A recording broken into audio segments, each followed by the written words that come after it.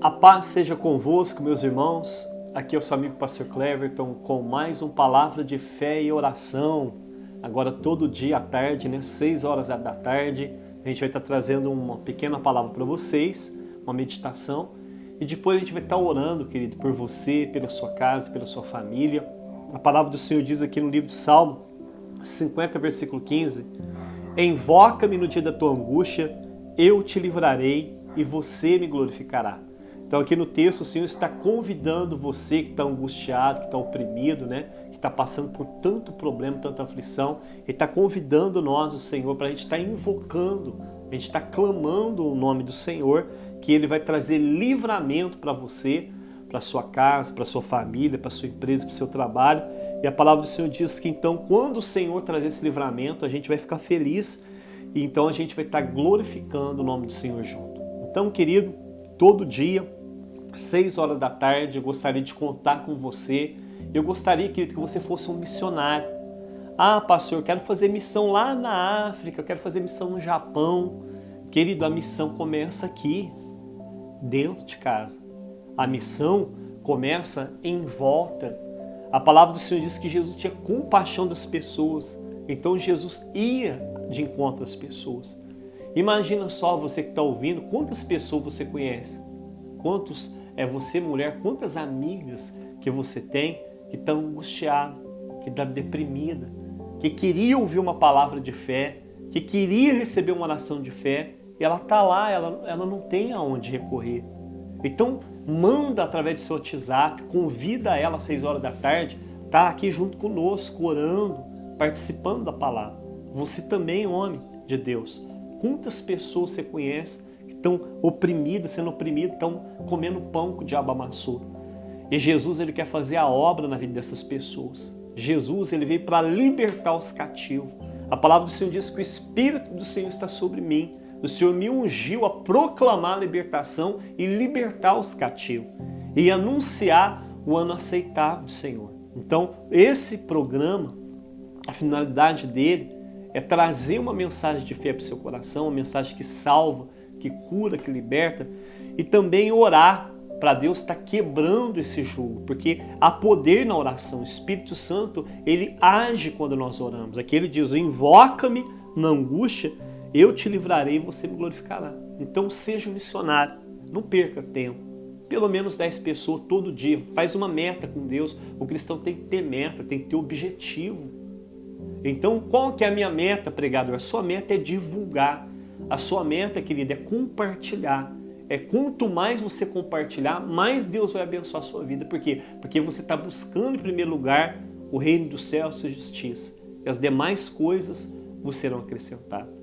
Mas antes de entrar na palavra, eu gostaria, querido, que talvez você ainda não é inscrito em nosso canal. Faça a sua inscrição, você que não é inscrito, e ative o sininho. Eu estava conversando com o Daniel, tem um sininho que fica do lado esquerdo, não sei se é do lado esquerdo ou do lado direito, tem um sininho, e você vai estar ativando o sininho. Por que ativar o sininho? Porque senão você não vai receber as notificações das mensagens de fé que a gente está trazendo para vocês. Então, ali quando você clicar no sininho, vai aparecer 3 opções. Então você vai clicar na primeira, que está escrito todas, ou seja, todas as notificações, quando a gente tiver um vídeo novo, você vai estar recebendo. Então deixa o seu like também e comente também. No comentário, o que eu vou escrever, pastor? No comentário, querido, você vai colocar o nome das pessoas que você quer que ora. Quantas pessoas você conhece que precisa de oração? Especifica o nome, o problema que ela está enfrentando. Amém? Glória a Deus. Então vamos, querido, ler uma palavra aqui. Se encontra em Mateus 4. Lembrando você, querido, que está aqui o copo com água, que todo dia, após a mensagem, a gente ora e a gente consagra a água. Talvez você tenha foto, você quer interceder para alguém através de uma foto, uma peça de roupa, pega a foto, pega a peça de roupa, que a gente vai estar orando também, em nome de Jesus. E diz assim a palavra do Senhor: a seguir, Jesus foi levado pelo Espírito Santo ao deserto para ser tentado pelo diabo. E depois de jejuar 40 dias e 40 noites, Jesus teve fome. Então, o tentador, aqui fala do diabo, se aproximou de Jesus e disse: se você é filho de Deus, Mande essas pedras se transformar em pão. Jesus, porém, respondeu: está escrito, nem só de pão o ser humano viverá, mas de toda palavra que procede da boca de Deus. Então o diabo levou Jesus à cidade santa, Jerusalém, e colocou Jesus em cima do pináculo do templo, o templo de Salomão. E o diabo disse: se você é o filho de Deus, jogue-se, pule daqui, porque está escrito. Olha o diabo usando a palavra de Deus. Salmo 91 ele citou: aos teus anjos ele dará ordem ao teu respeito, e eles te sustentarão nas suas mãos, para que você não tropece em alguma pedra. Jesus respondeu: também está escrito, não tentarás o Senhor teu Deus, ou não colocarás à prova o Senhor teu Deus. O diabo, ainda insistente, ele levou Jesus agora em cima de uma montanha muito alta, e ali ele mostrou a Jesus todos os reinos do mundo e a glória deles. E o diabo disse a Jesus: tudo isso te darei se você se prostrar e me adorar. Jesus então ordenou: vá embora, Satanás, porque está escrito, adorarás somente o Senhor teu Deus, e somente a Ele prestarás culto. Com isso, o diabo deixou Jesus, os anjos vieram e serviram Ele. Querido, esse texto é um texto que a gente conhece, que fala sobre a tentação de Jesus. Jesus, o Filho de Deus, foi tentado pelo diabo. Agora eu fico imaginando, tem muitos cristãos que dizem assim: olha, agora eu sou de Jesus, agora eu me converti. Então agora o inimigo, ele não tem autoridade sobre a minha vida. Com certeza o diabo, ele não tem autoridade sobre a sua vida, porque você foi comprado, lavado e remido com o sangue do Cordeiro. Mas será que você, como filho de Deus ou filha de Deus, não pode ser tentado pelo diabo? Será que o inimigo das nossas almas, será que ele não vai tentar armar armadilhas ciladas para você, para sua família, no seu trabalho, no seu emprego, até mesmo dentro da igreja que você congrega? Será que a vida do cristão é um mar de rosas?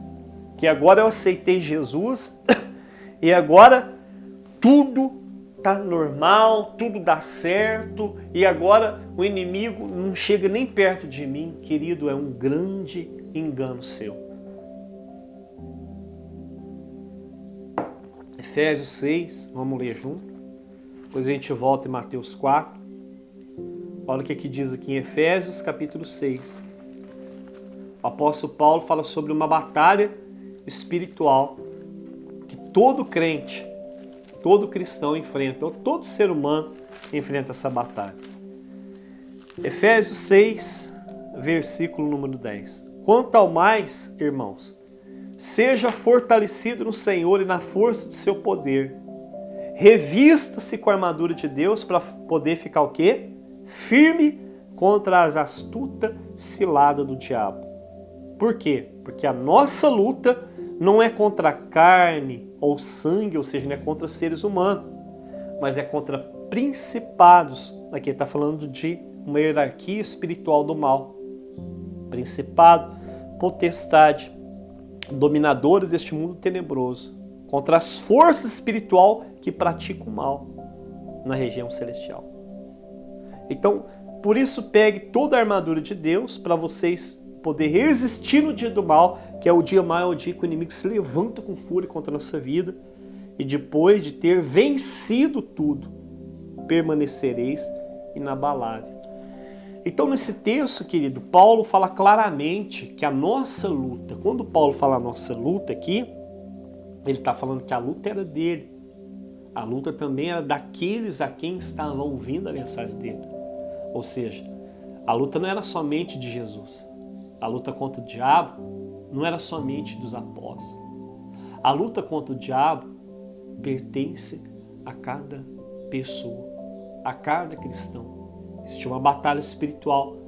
A palavra do Senhor diz que certa vez Lúcifer se rebelou contra Deus e foi expulso do céu, mas ele conseguiu enganar a terça parte dos anjos.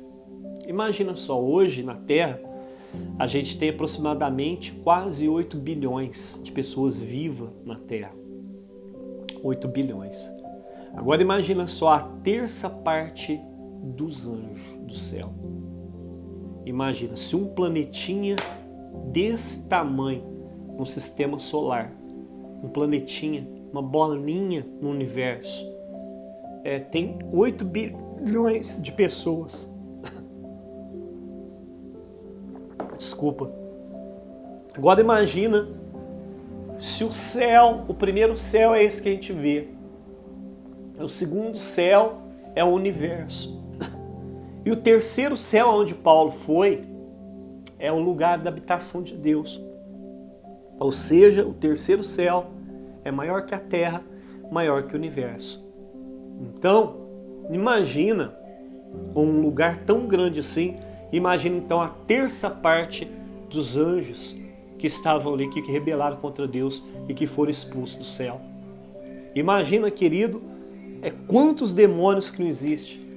A palavra do Senhor diz, querido, que Deus coloca anjos para nos proteger, mas também existe o mal que se levanta, que o inimigo coloca demônios para nos matar, para roubar e destruir a nossa vida. Então, irmãos, imagina só quantos espíritos malignos que não têm atuado na sua vida, na sua casa, na sua família. Jesus aqui estava enfrentando essa batalha espiritual. Aqui no texto diz que o Espírito Santo levou Jesus ao deserto. Que coisa doida. O próprio Espírito Santo permitiu Jesus passar por aquela situação. Querido, a palavra do Senhor diz que não cai uma folha da árvore sem o consentimento de Deus. Então o Senhor é que permite. O inimigo, ele não pode vir contra a nossa vida sem a permissão de Deus. A palavra do Senhor diz que quando Jó passou aquela provação, a palavra diz que o inimigo foi até no céu, até a sala do trono, a ousadia do diabo. O diabo não vai vir na minha casa porque eu sou crente. O diabo tentou Jesus e o diabo foi no céu falar com Deus. Deus perguntou, de onde você vem, diabo? Vem de rodear a terra. E de repente Deus falou, você viu meu servo Jó, que é fiel, porque Deus viu que o diabo estava cirandando a vida de Jó. E Deus falou, então, você viu como é que é a vida de Jó? Jó é justo, piedoso, amoroso, e ele me teme, ele se desvia do mal. Aí o diabo diz assim para Deus, olha, é fácil, Jó te serve porque o Senhor colocou uma cerca de anjos em volta dele. O Senhor protege ele e tudo que ele tem. Mas tira a cerca. Deixa eu agir na vida dele, para ver se ele não vai blasfemar contra você. Assim acontece, querido. O inimigo, ele é o nosso tentador. E ele pede permissão a Deus para poder atuar em alguma área da nossa vida. Só que aqui na Bíblia, em Efésios 6, diz o quê? Que a nossa luta não é contra a carne e o sangue. Às vezes o inimigo, ele atua através da sua esposa. Um inimigo, ele usa o seu marido. O inimigo usa os seus filhos. O inimigo usa os seus pais. O inimigo, ele usa o seu patrão. Ou ele usa, talvez, os seus funcionários. Ou talvez o seu irmão de igreja. A pessoa que convive com você na escola onde você estuda. Aí você esquece que é sua batalha espiritual e você começa a retalhar as pessoas. Você começa a lutar contra o marido, contra a esposa, quer largar, quer se divorciar. Aí você se divorcia, aí vem mais problema. Você arruma uma nova pessoa, aí você continua sofrendo do mesmo jeito. Por quê? Porque aí o seu inimigo agora é o seu marido. Você largou de um e está com o outro e tem o mesmo problema. Porque o mesmo demônio está atuando ali. Então, a gente tem que ter sabedoria de Deus. A gente tem que pedir discernimento para o Espírito Santo para a gente entender o que está por trás daquela luta, daquela batalha que a gente está enfrentando. Aqui no caso, o diabo apareceu para Jesus, Jesus estava em jejum, Jesus estava preparado. O jejum prepara o cristão. A palavra do Senhor diz que tem caça de demônio que só sai com jejum e oração. Uma outra arma que o cristão tem é a oração, é a comunhão com o Espírito Santo. A gente chama batismo com o Espírito Santo, a oração em línguas estranhas. Quero qualquer dia eu vou gravar um vídeo aqui falando sobre o poder da oração em línguas. Querido, a oração em línguas, quando nós oramos em línguas, a palavra do Senhor diz que o crente, quando ora em língua, ele edifica a si mesmo. Imagina só, um fundamento. Paulo fala sobre, ele compara a igreja de Jesus com o corpo, mas também Paulo compara a igreja com um edifício. Jesus é o alicerce. Depois que tem um alicerce, começa a se construir paredes. E agora Paulo fala que quando o crente ora em língua, ele acelera o processo de edificação da sua fé. A sua fé fica mais robusta. O crente que ora em língua, a sua fé fica mais forte. O próprio Jesus diz, em meu nome, em Marcos, se não me engano, capítulo 16, no último capítulo, quando Jesus ressuscita, em meu nome, expulsarão demônio. Em meu nome, falarão novas línguas. Então, Jesus diz que o cristão tem autoridade no nome dele para falar em línguas estranhas. Mas voltando para o texto aqui, Jesus estava orando, talvez orando no Espírito, no monte, ali em jejum, preparado para enfrentar o tentador. Pastor, por que lá em Efésios fala assim, quanto ao mais, meus irmãos, fortalecei-vos do Senhor e na força do seu poder, revista-se da armadura de Deus para enfrentar o diabo no dia mau. Olha que interessante. Por que Paulo fala isso? Porque Paulo estava lembrando da tentação de Jesus. Jesus enfrentou o diabo? Sim. Mas por que Jesus venceu o diabo? Porque ele estava preparado. Por que muitas das vezes o inimigo vem contra a nossa casa, a nossa família, contra a nossa vida e nós caímos na fé? Por causa do quê? Nós não estamos preparados. A gente vai orar daqui a pouco. E um dos propósitos dessa oração todo dia, Daniel, das 6 horas da tarde, você que está aí, é preparar o crente para as batalhas da vida. A oração prepara o crente. Eu me lembro que a minha pastora, o meu pastor em Franca, ele dizia assim, muita oração, muito poder para enfrentar o mal na batalha. Pouca oração, pouco poder para enfrentar a batalha. Nada de oração, nada de poder. Então, um crente que não ora, não vigia, não ora, ele é uma presa fácil na mão do inimigo. Então, aqui no texto diz que apareceu o diabo, Jesus estava jejuando, o diabo falou assim, olha, se você é o filho de Deus, 3 vezes o diabo falou, se você é o filho de Deus. Por que o diabo fica falando se você é o filho de Deus? Porque ele quer questionar a sua filiação, a sua paternidade. O diabo, ele quer colocar em dúvida a sua salvação. Porque se o diabo colocar em dúvida a sua salvação, você não tem autoridade na sua oração. Então a primeira coisa que o diabo questionou é, se você é o filho de Deus, toda vez que você erra, note para você ver, perceba para você ver como tem muitos demônios em sua volta. Toda vez que, antes de você aceitar Jesus, quando você errava, as pessoas não davam nem bola, davam gargalhada dos seus erros, não é? Agora erra perto deles para você ver. Primeiro erro que você erra, você não é crente, você não é filho de Deus. Foi a mesma coisa, o argumento que o diabo usou para Jesus. Você não é o filho de Deus? É assim que o inimigo também. Ele te acusa, ele é acusador. Ele quer colocar em dúvida a sua salvação. Querido, não duvide da sua salvação. Porque foi Jesus que pagou o preço pela sua redenção. Foi Ele que te salvou naquela cruz. E agora a Bíblia fala que você é filho de Deus. Ah, pastor, mas eu tenho um defeito. Quem disse que eu não tenho? Sou pastor. Quem disse que eu também não tenho defeito? Quem disse que eu sou perfeito? A gente está no processo de santificação. Esse processo, ele é desde o dia que eu creio em Jesus até o dia da minha morte, ou até o dia da volta de Jesus. Então, eu tenho que lidar com o pecado, com a tentação, todo dia. Agora, querida, que a tentação de Jesus aqui no caso, é que Jesus estava com fome e o diabo falou assim, ó, se você é o filho de Deus, transforma essa pedra em pão. Então, querido, qual é a sua tentação? Aonde que o diabo está te tentando? Será que o diabo está te tentando você na área sexual? Talvez você que é homem, você é tentado com pornografia, você mulher com pornografia. Será que você está sendo tentado a cometer adultério? O inimigo está te tentando. Se você não se preparar, se você não consagrar com jejum, oração ou a oração em línguas, se você não vigiar, você vai cair na tentação. Ah, pastor, eu sou forte. Querido, quantos homens diziam que era forte, que caiu na tentação? Pastores, homens de Deus, que caíram em tentação, porque não vigiou, porque não estava orando. Assim também pode acontecer com você. A Bíblia diz, aquele que está de pé, tome cuidado para que não caia. Então vigie com aquilo que você está vendo, porque a tentação lá em Tiago diz que cada um é tentado segundo a sua própria cobiça. Então o diabo, ele vai te tentar de acordo com aquilo que você deseja. Jesus, no caso aqui, desejava pão, porque estava com fome. Então aquilo que a sua carne deseja, é isso que o diabo vai te oferecer.